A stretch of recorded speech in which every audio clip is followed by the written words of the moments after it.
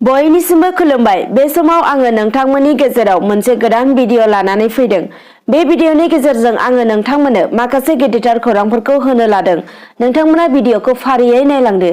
कक्राझाराव सोलिबाय थानाय रागाम हारिमुआरि हाबाफारिजों लोब्बा लाखिनानै खुंफुंजानाय दिनैनि मुलुगनां बिमा राव सानाव बाहागो लानानै बिटिआरनि गाहाय मावफुं सोद्रोमा प्रमद बर'आ गावनि बिबुंथियाव बुङो दि बिटिआर ओनसोलाव रायजो जानाय गुबुन गुबुन हारि माहारिनि गेजेराव गोजोन खौसेथि आरो जौगासारनाय लाबोनो थाखाय रागाम हारिमुआरि हाबाफारिखौ फैगौ बोसोरावबो खुंफुंनाय जागोन आरो सा-सानजा ओनसोलाव थानाय गासै हारि माहारिखौ हांख्रायनाय जागोन होननानै बुंथिलाङो।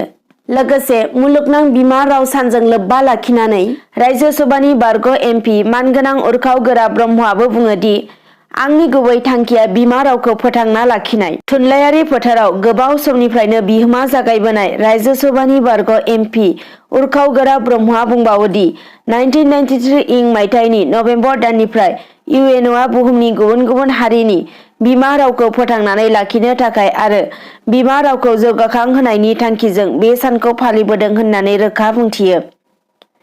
आरोबाव बिथाङा बुंबावो दि बुहुमाव गोबां फिसा फिसा रावफोरा गोमालांनो हमदों। बिमा रावखौ फोथांनानै लाखिनो नांगौब्ला गाव गावनि आंगो बिमा रावजों सोलोंथाइ लानांगोन। लोगोसे थुनलाइ सोरजिनाय बिथिङाव बयबो गोसो होनांगोन होननानै रोखा बुंथियो। दानिया फैदो गुबुन मोनसे खौराङाव। 2000निबो बांसिन टेट फोरोंगिरि गौथुमा साख्रिखौ अरायथा खालामनो बिटिआर सोरखारखौ खावलायदों। कक्राझार प्रेस क्लाबाव खुंफुंनाय मोनसे खौरांगिरि मेलनि गेजेरजों 6थि सिडुल टेट फोरोंगिरि गौथुमनि दैदेनगिरिफोरा बिटिआरनि सोलोंथाइ बिफाना एनसिइआरटिनि बिथोन मानिया लासे रोंगौथि गैयै फोरोंगिरिफोरनो थिसनलाइ होदों होनना बुंथियो।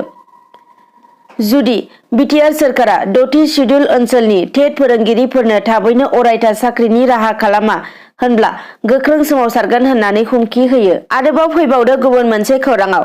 थांनाय शुक्रबारखालि जम्मु काश्मीर श्रीनगरनि बारजुला हालामाव उदखारिफोरा पुलिस हानजाखौ थांखिनानै गाग्लोबदोंमोन। उदखारिफोरनि थाद'नाय गैयै गुलि गावनायजों जम्मु काश्मीरनि पुलिसनि सानै जवाना मुंख्लं जानांदोंमोन। बेनि उनाव भारतारि रौनिया हानजाया गोख्रों नायबिजिरनानै सिग्रोमनायनि उनाव बे जाथायनि गुबै रनसायगिरिखौ हमनो मोननायनि उनाव अनन्तनागाव उदखारिफोरनि मोनसे थाग्रा खुलिखौ सिलिंखार खालामनो हादों। सिलिंखार जानाय उदखारिफोरनि बे जायगायाव गोबां बिबांनि हाथियारजों लोगोसे बेरफ्रुग्रा मुवा बेसादफोरखौ मोननो हादों। बेफोरनि गेजेराव गंथाम AK-56 राइफल, गंनै चाइनिज पिस्तल, थरनै ग्रेनेड, गंसे टेलिस्कोप, मेगजिन आरो गुबुन माखासे मुवा बेसादफोरखौ मोननो हादों। गुबुन फारसेथिं जम्मु काश्मीराव उदखारिफोरा गिदिर मोनसे गाग्लोबनायनि थाखाय सोलो रनसायबाय थादों होनना पुलिस बिफाना फोरमायदों। दिनै बेलासिनि खौरांफोरा बेखिनियानोसै। गोजोन्थों।